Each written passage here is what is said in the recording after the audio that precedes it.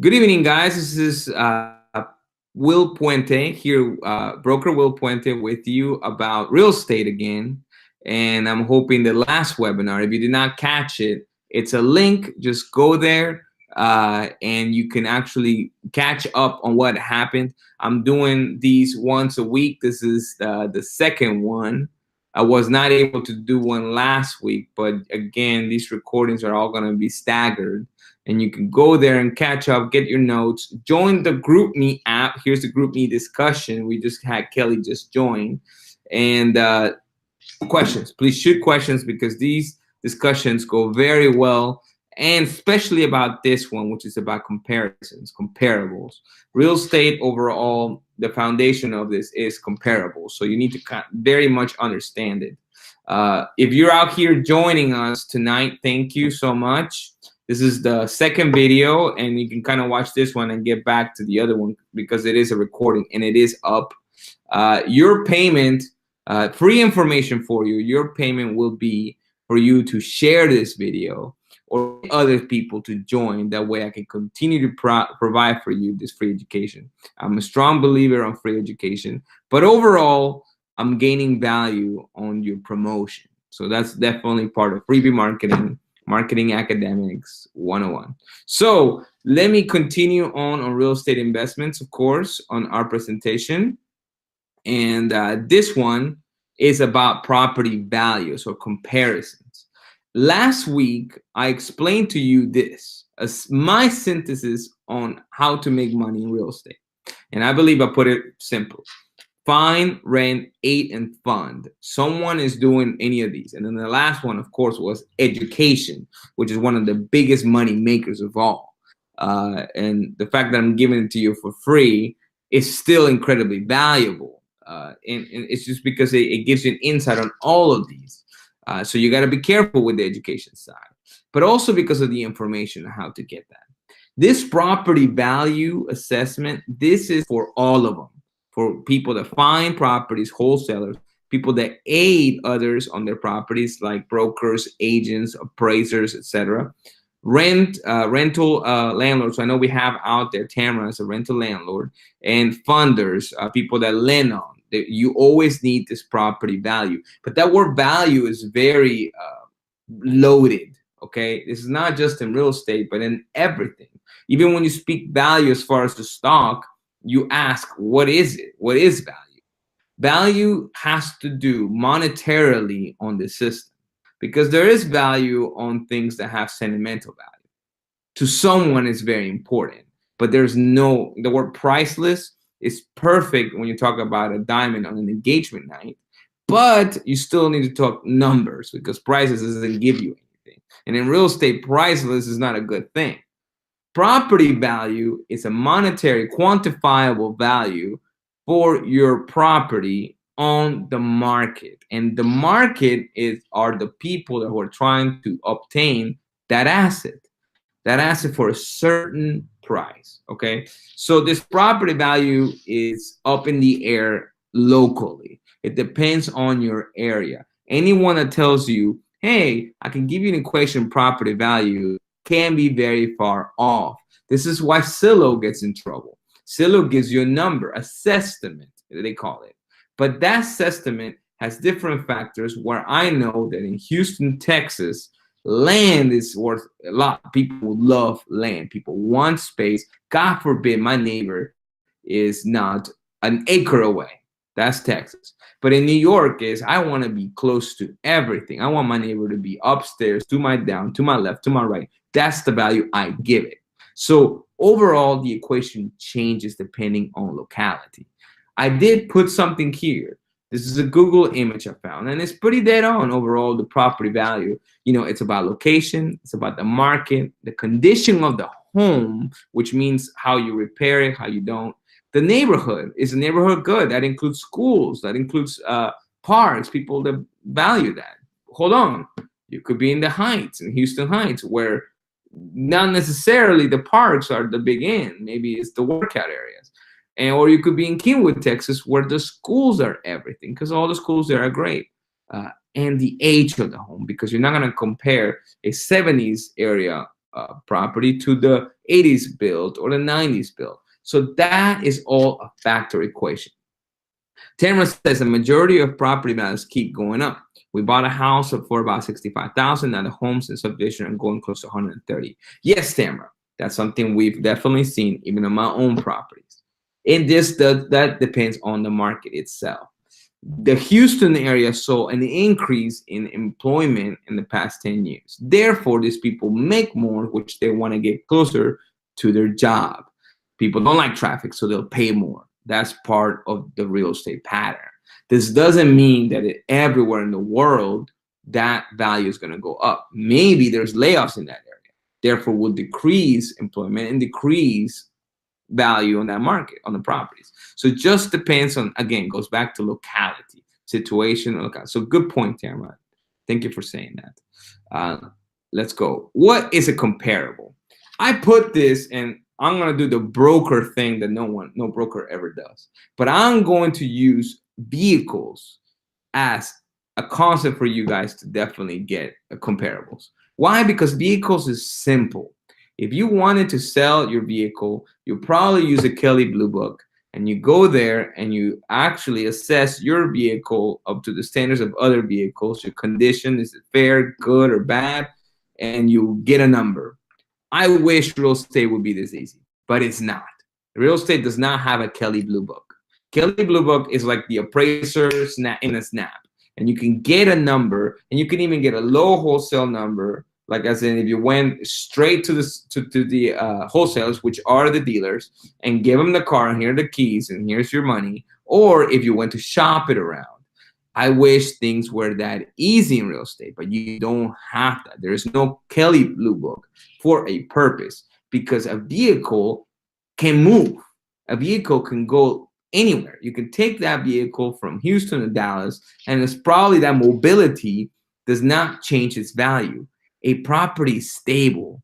It's in one place. You can't move a property. You can move a house. You can move a structure, what brokers call an improvement, but you cannot at all move that. So that gives it a certain value. That value is important because you can't move it. Therefore, this home that looks exactly the same in Houston will be probably a lot less than that home somewhere in Dallas. Okay, because of the location itself. Land cannot move. Therefore, getting comparables are more difficult. So this is why you absolutely need to know how to do this. And at the end of the day, I'm actually not teaching you the how, but I'm teaching you the what. What is a comparable? Okay, so how to compare. Overall, let me tell you this. These are all buildings across the world. You look at this building and you can't compare. It's so incredibly difficult. One, you have the Sears Tower in what's probably called the Williams Tower now in Chicago. You have other towers that are in Manhattan that are really close to each other, including the Chrysler building. It's real close to this one, but they still don't compare. They're all different, completely different in shape, completely different in location. These are what you call comparing apples to oranges. Impossible to compare. What you want to do is get them as close as you can. And that close as you can, the apple to apple, it's the factors. So there will never be, and this is a physics situation, there will never be a piece of land that will be exactly the exact same worth as another, because those factors are completely different. If they're next to each other, that still means that one is west and one is east. And they're exactly the same. There's absolutely something. But that close proximity gives you an idea to say, hey, well, if one twin sold for a certain price and the other twin, there's not much difference, could sell for that. So this is why I showed you this picture here. This would be a nightmare for a broker. There's no way for you to understand the values here. Even the value of one room in one of these, you don't understand. So, and it changes. On top of that, values change. They usually change in 6 months increments. People don't even know that. That's why when someone gives me an appraisal for about 2 years ago, I tell them nicely, hey, listen, I am so sorry, but that is out of date. On top of that, it's an appraisal. And I'll explain to you a little bit on how it's different than the comparison, right? So overall, difficult to compare. That's really what I wanted to kind of get you to understand. So brokers agents use a tool called multiple listing service. This is kind of sort of our blue book, but the blue book that only really agents can use. Not because you guys are not at that. I bet you some of you guys can compare super easily from experience. It is because it's actually guarded. You have to pay to join these organizations, but also be licensed on top of that. There's a reason for that. These organizations don't want you. They want you to need the agents. Okay, that's just absolutely true. It's a barrier of entry as you use in business school.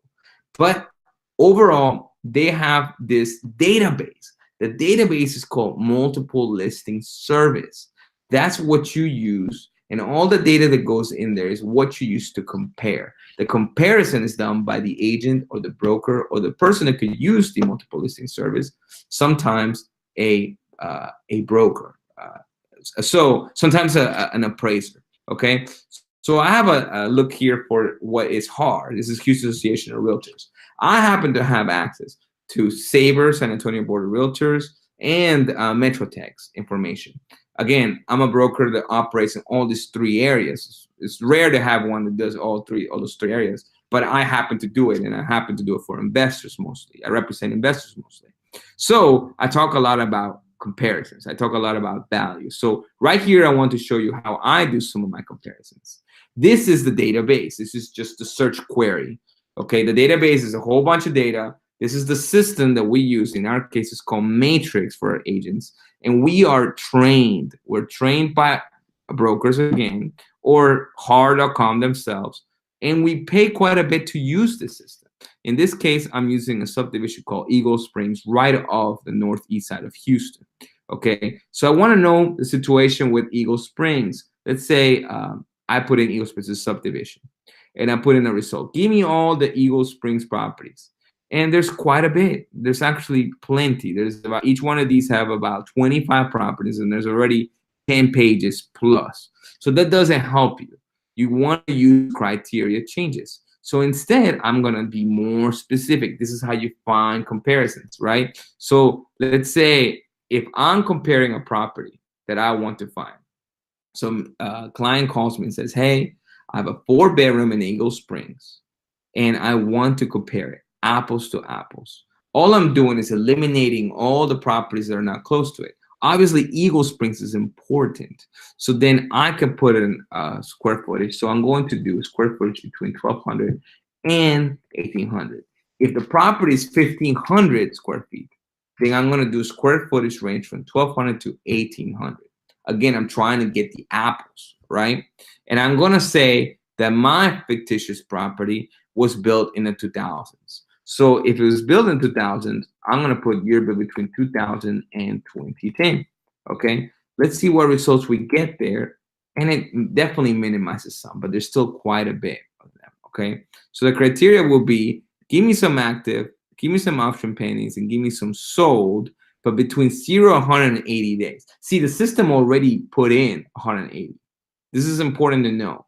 That's actually one of the factors that is across the board. People want recently sold properties, okay? Value is not stable, okay? As Tamara says, HAR is amazing. As a broker, can you go into HAR and see comparable listings? Yes, Tamara, you can, but it is amazing, but it's an expensive item for us brokers to actually use, which is probably a reason why most brokers don't charge less than 6% to sell your home. Thankfully, that's not me. But yes, I love looking at that website. Overall, the website for HAR is pretty good. The consumer side is definitely well. You could do some comparables there too as well. I just happen to use the system here for my own perspective. But look, I'm going to find these comparables and see, since I put all this information, what do I get? I get a lot smaller of a list. I get some rentals. I get some townhomes and single families. But look, my fictitious property was a single family. See, the more criteria I put, the more it cuts. The more I get apples to apples, right? And there it is. I have 3 properties between 176 and 192. More than likely, my fictitious property is going to have to be listed between 176 and 192. This does not mean whatsoever that my client cannot sell this for 300K. If he wanted to, we could put it for 300,000.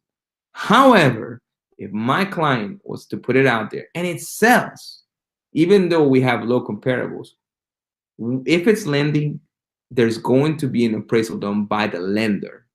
So the buyer could say, I'll give you 300K for the property that we have no comparables for. But the appraiser will stop the whole system and say there's no comparables for it. There's no data.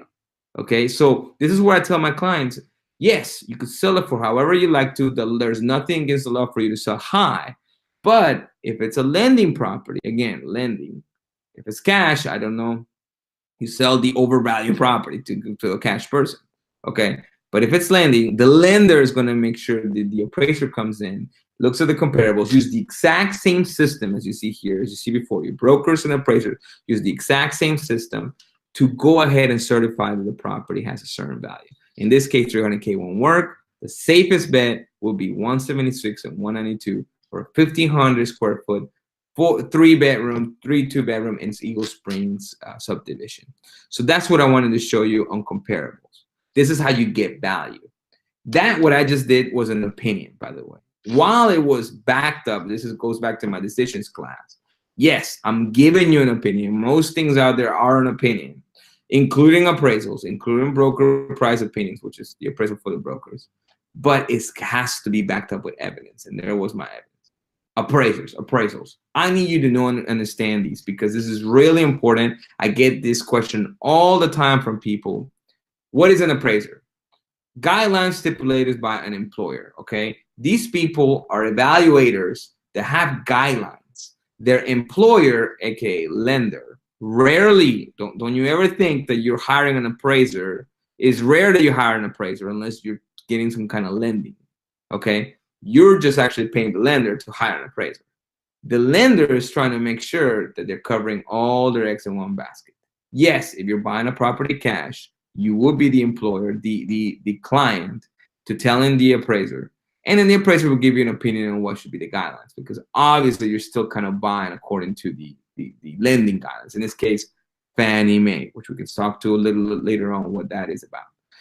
Licensed opinion, guys. Appraisers are licensed by the Texas Real Estate Commission, the same commission that gets us brokers and agents, but it's a licensed opinion nonetheless. Don't ever dare say it's a fact. It cannot be, okay? It's backed up with factual evidence, in this case, sold comparables like the one I just gave you, okay? All right, so local appraisers are supposed to be locally hired. How local? It's up in the air, okay? As in, it's Katy to Eagle Springs and in Northeast Houston local. That's again up to interpretation. Evaluators, nonetheless, they're not here to add value and give you value on anything. They don't do that. Close supervision on communication, very close. What that means is they can't go speak to the sellers and the buyers, ask their opinion. They can't definitely speak to the buyers and say, hey, what price do you want? That's not allowed because that is close to fraud. And now it's actually federal fraud. Very guarded, especially since 2008, where appraisers were paid to kind of give them, some appraisers, not all, of course, to be given some kind of value on these homes so they can move them through the lending process. Now, very, very guarded.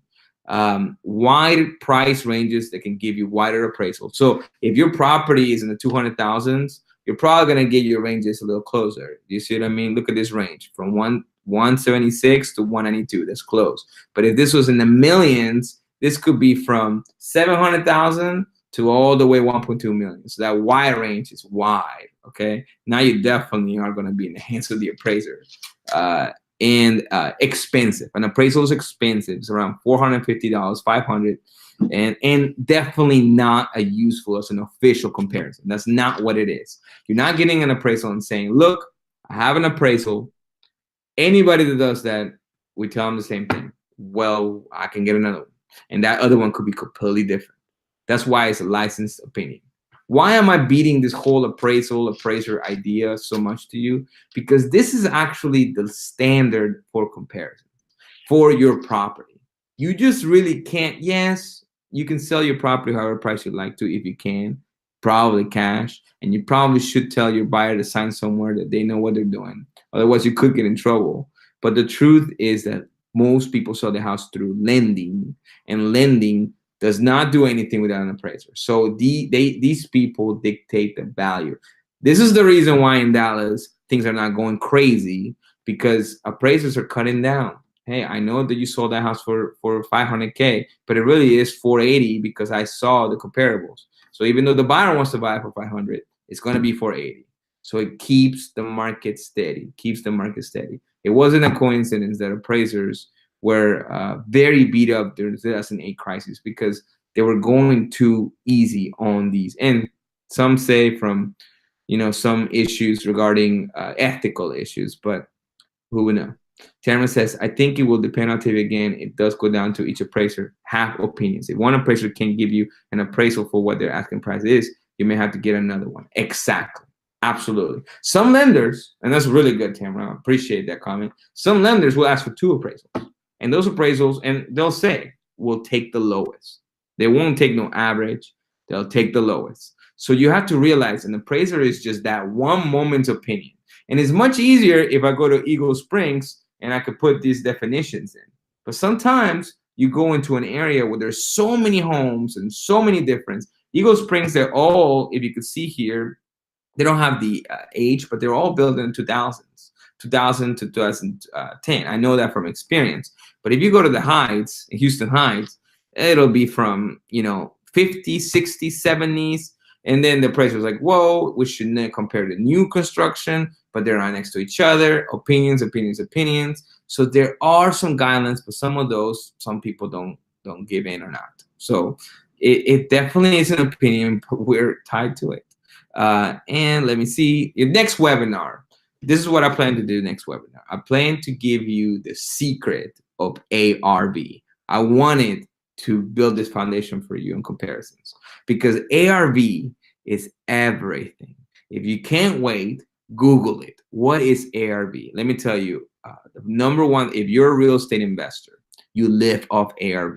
This is your foundation. It's like gravity to a physics professor. ARV. Everything comes from ARV. Look it up. And maybe I could see you next week and kind of explain to you how it's tied to comparables and comparisons and your value in your home. But if you're an investor, your shirt would say ARV. That's exactly what you would. That will be the name of your university, ARV. Meets live. Remember, we meet live for 5 Thursdays. This is the second, so we have 3 more. Those who participate get advice, real estate by me. Recordings will be available after some time for the public. Please share this video, put them out there. I will definitely get you an edited version by tomorrow. Cross fingers. And everything for you there, you will share it. If we can have more people participating, I can make more of these videos. If I don't have participants, there's no reason for me to do this. I'm giving you the information for your promotion. I'd like to have about 10, maybe 15 next week, free of charge for you. Please share this video once it's done. Educational only, invest at your own risk, guys. If you have any other further questions, that's it. Thank you, Professor. We will see you next week. Thank you, Kelly. Some of these people, some of these wonderful people are my students, my fellow students, my courses. And I really appreciate you guys participating because honestly, real estate is something that some cultures have it down. Like, I want to let you guys know, real estate in some of these cultures, they have it down. Some of these cultures have been for years and centuries. They have been landlords for centuries. And some cultures have something else now. But this is the wealth that we can pass upon each other. And this could be our culture. Real estate should be for everybody. That way you don't have to work forever. That way you can retire at 45, 50, right? Because that is part of some people's cultures, retire early. Thank you so much. You have a good night.